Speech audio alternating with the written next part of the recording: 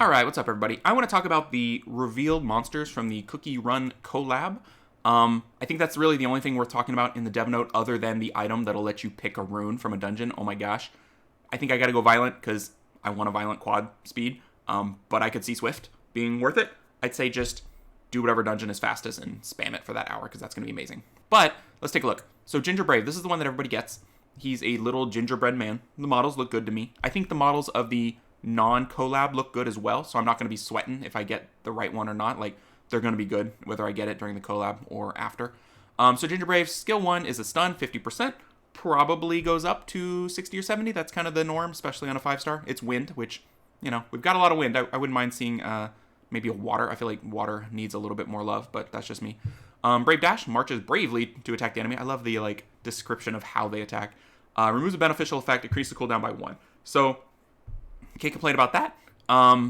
You're gonna build them with accuracy, I guess, because you want the stun to land and you want to remove and cooldown. I like the concept of a lower cooldown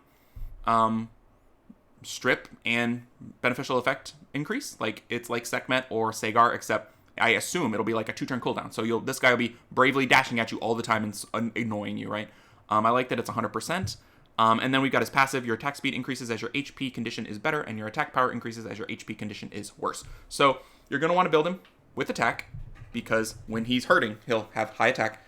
I guess you're going to want to build him on crit rate or crit damage. It depends on the multipliers. And then this guy 100% runs on how good this passive is and how much damage he does. If his attack speed increases by 200%, then he always goes after Leo, which is really good. You don't have to build him with as much speed as you do Sagar and Sekhmet, because with them you have to take that turn 1. This guy will automatically take the turn 1 and move a beneficial effect and cooldown, which is a pretty nice way to start the battle. You know, it puts you on the right foot. It gives you another way to take turn 1. If this effect is 20 speed and his base is 95, this doesn't matter at all. But my guess is they're going to put him somewhere in the middle where he's not quite good enough, and then they'll buff him up speed-wise as needed. But yeah, this guy could be really good, and everyone's going to have him, so it'll be interesting.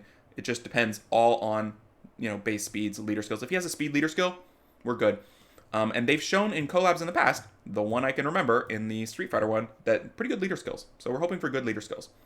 All right, Pure Vanilla Cookie, a light 5-star. I feel like I should just skip this one, because who's going to get this one? Nobody. Like 4 people. But we'll talk about it real quick because it might reveal some of what we're getting from the other monsters of the family that we will have a shot to actually get. So Vanilla Orchid Staff attacks the enemy and recovers the HP, lowest HP ratio by 10% of your max HP. Cool. We'll take that. 10% of max HP is pretty nice. Love and Peace illuminates all allies with the Vanilla Orchid Staff, recovering their HP by 50% and creating a shield equal to 15% of your max HP. So all about max HP. So these so far do not really scream RTA because it's max HP. But, it can happen. You have some HP monsters. They're just not usually the best as the game goes on. They don't recover as much. But that's fine. All right, Light of Truth gets invincible and immunity on the ally target for 2 turns and resets the cooldown time. So, invincible, immunity, and Ganny. I like that. I like that a lot. That's really nice. If it's used on a dead ally, the ally revives with little HP. The cooldown time will be increased by 2 turns additionally, but grants the same effect. So, you revive them with full skills, invincibility, and immunity. That's a pretty nice revive with the cooldown coming down. So this is a really nice healer with some nice utility. It's got a shield. It's got immunity, a single target immunity, invincibility. So pretty nice, and would be a really nice combo unit in certain situations, Katarina, stuff like that. But it's light, so we're never going to get it, so don't get too happy about it. All right, Hollyberry Cookie. This is our defense tank, fire defense tank. Attacks and provoke with a 50% chance. Damage according to defense, so that provoke will probably go up to 70%, would be my guess. Oath on the shield escorts the ally with the lowest HP, so this is interesting. This is the hug of Chandra, but you don't get to pick your target. So it's randomly, well, not random, it's the lowest HP is your target. And then attacks. I like that. Escort and attack. With the Hollyberry shield, damage increases according to your defense and stuns. So it's a 1-turn stun, damage, and a 3-turn hug.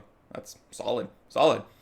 Hollyberry Shield, with the power of Hollyberry Shield, decreases the damage that your allies take by 200% of your defense until the next turn starts. You gain immunity during this time. So 1-turn immunity and a 1-turn damage decrease. So this is all really nice. I like that you can build it with defense. I think people might overestimate the utility in RTA because defense monsters get wrecked by additional damage. Just wrecked. And this monster, I don't know. I don't assume it would be built for any sort of a damage. It would be pure damage reduction. So I don't know. I like its utility in PvE quite a bit, but PvP I would say probably not, would be my guess. I mean, what other defense monsters do you bring? There's Fenyang, there's Veligil. You don't bring them, right? So, I don't know. Every once in a while you do. All right, Dark Cookie, Espresso Cookie. It's 4-star, so there's an outside chance some of us will get it at some point, which is kind of nice. Attacks the enemy to prevent from receiving beneficial effects. Okay, that's not horrible. Skill 1. It's, in certain situations, very nice. But, you know, it's not a stun, but it's okay. Grinding. Attacks all enemies 3 times with a giant whirlwind to reduce their attack bar by 20% each, and attacks them once more to stun. I love that it's 4 total attacks, with attack bar down and a stun. That's pretty nice control, AoE control. So we've got Flying, Grinding, and Blending. Attacks all enemies 3 times to even out the ratio of HP and attack bar of all enemies except the boss. I like the 3 times. I don't really like the even out, the HP ratio. This suggests you're doing AoE. This is like AoE control.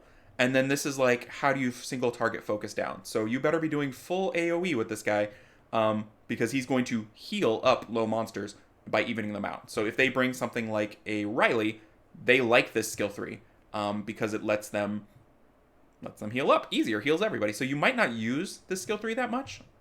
The attack bar might be better. I don't know. It doesn't reduce any attack bar. Like, if this said even out and then reduce attack bar by 10% or something, it would be a little bit better, because you'd end up a little bit ahead after this skill. This one is, I don't know. I'm not as excited about the skill 3, but that's just me. And our other 4-star, the Madeline Cookie. Glorious attack. Attacks the enemy to decrease attack bar by 30% with a 30% chance. Great skill 1. It'll probably go up, which is nice. Commander's Honor. Calls upon the Celestial Light. While under the Celestial Light, Glorious Attack will attack all enemies, and you'll be immune to inability effects. Celestial Light gets dismissed when you take 50% of your max HP as damage in total. This I like quite a bit, because now you've got AoE attack bar decrease. You've got can't be stunned, can't be controlled, but it's conditional. It's not just forever, which is kind of nice. We've never seen this used this way, where you can't be controlled for a while. That's kind of neat. You can still be bar pushed back, which I think is a problem for a lot of monsters like this. That's why you don't see, like, Fire Monkey that much in RTA. You don't see Chow. So that's a bit of a concern for me.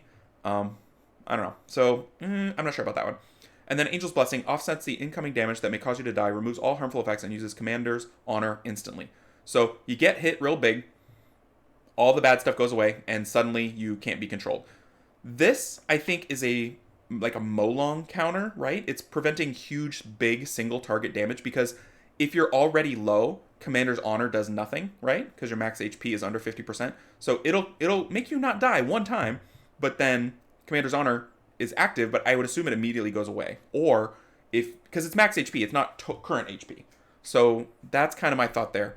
This is really good against single big target damage against this monster. And anytime you can not die is just good in general, right? It gives you another chance to take a turn or to heal up or whatever. So for a 4-star, there's a lot here. There's a lot for a 4-star. I mean, think about some other 4-stars where you're like, skill 1 is junk, skill 2 is junk, skill 3 is okay. This is all pretty solid, and it has a design focus of what it's for. You know, we see some 4-stars who are like, these make no sense. These skills together make absolutely no sense. But this one seems to have a strong focus of what it wants the monster to do. I could see this being an HP leader skill, maybe the slightly smaller one, or an element specific, something like that. But yeah, so these are all going to be new families except for Ginger Brave. So we've got 2 5-star families, 2 4-star families. We'll just kind of see how it goes. If the Holly Berries are all defense based, which I would assume since their model has a shield, that'll be kind of cool. I'm interested in seeing a full family of defense based monsters. And then the Vanilla Cookies, are they all healers? I don't know. So I guess we'll kind of see. We'll see how it goes. But yeah, I'm excited for the new monsters. Anytime you get a massive amount of new monsters like this, the game's going to change. It might take them a couple buffs, because they might be slightly underpowered. Or it might take a couple nerfs. They might come out and be like, wow, this thing can't die. So we'll just kind of have to see. But we'll know in, several days, and we'll get to it. So if you guys have any thoughts, comments, disagree, agree, let me know in the comments, and I will check you guys out in the next video. Take care, everybody.